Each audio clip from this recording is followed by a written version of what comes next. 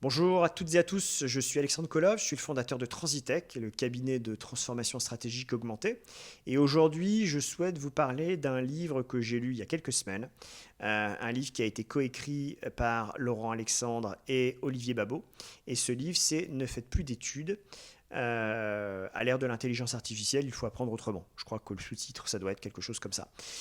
Pourquoi je souhaite vous parler de ce livre aujourd'hui? Parce que récemment, je vous ai parlé d'un livre de Laurent Gounel qui s'appelle toujours Un monde presque parfait, dans lequel il existe deux sociétés, une qui est hyper connectée et l'autre qui s'est complètement désengagée de la technologie. Et ce que nous expliquent Laurent Alexandre et Olivier Babot dans leur livre, alors c'est juste des prospectives, hein, puisqu'ils n'ont pas de boule de cristal. J'imagine qu'ils n'ont pas la capacité à voir le futur. En tout cas, s'ils peuvent le voir, tant mieux pour eux.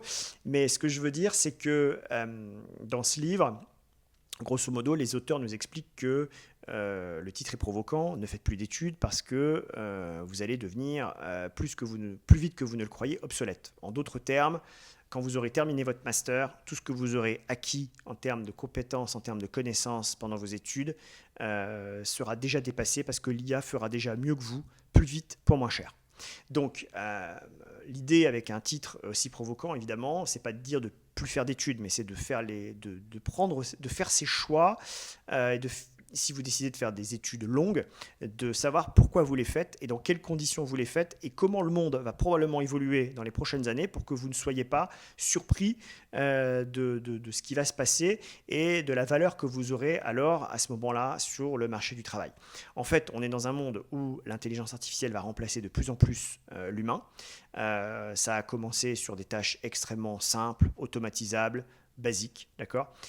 De plus en plus, l'IA va monter en puissance et va remplacer l'humain sur des tâches beaucoup plus complexes, beaucoup plus transverses. Okay, et quand vous allez rajouter à ça la robotique, bah, il y a de plus en plus de métiers manuels qui vont également disparaître. Alors, dans les usines, ça a déjà été le cas. Ce sera l'occasion d'une prochaine vidéo d'ailleurs. Mais dans les usines, ça a été déjà le cas dans les années 80, 90, 2000. On a externalisé dans des pays à bas coût. On a automatisé avec des robots. Donc, c'est vrai que l'emploi industriel en France s'est complètement effondré entre 1980 et aujourd'hui. Mais ce qui va se passer, c'est que ce qu'ont vécu les cols bleus dans les années 80-90, ce sont les cols blancs qui vont aujourd'hui le vivre. Et pas que les cols blancs. Parce qu'aujourd'hui, on aurait tendance à se dire, eh ben très bien, puisque ça sert à rien d'être comptable, puisque de toute façon je vais être remplacé par une IA, eh ben je vais être plombier ou je vais être menuisier. Oui, dans le court terme, effectivement, c'est des métiers qui vont être encore protégés, mais les robots vont être de plus en plus performants, de plus en plus agiles, et vont pouvoir faire des tâches qu'on n'aurait pas imaginé qu'ils puissent faire excepté dans les films de science-fiction, il y a encore quelques années.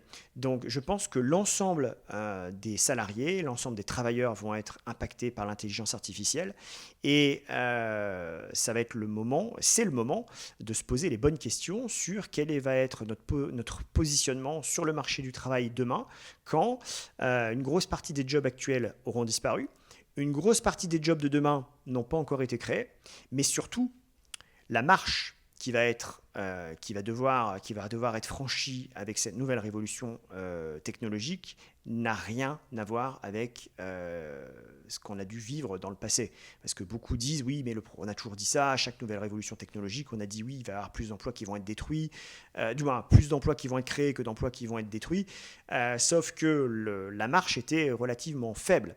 Là, on est sur une marche cognitive qui est telle que je ne vois pas comment un être humain normalement constitué pourrait passer de ce niveau comment dire, d'exigence cognitive à ce niveau. Ce que je veux dire par là, c'est que quel que soit le métier que vous faites aujourd'hui, ce sera très difficile de pouvoir vous repositionner sur un métier où on va exiger de vous 10 ou 20 fois plus en termes d'efforts cognitifs que ce que vous faisiez jusqu'à aujourd'hui. Donc c'est vraiment des questions qu'il faut se poser parce qu'il va y avoir énormément de changements au niveau social, sociétal, économique et mieux vaut se poser les questions en amont qu'en aval.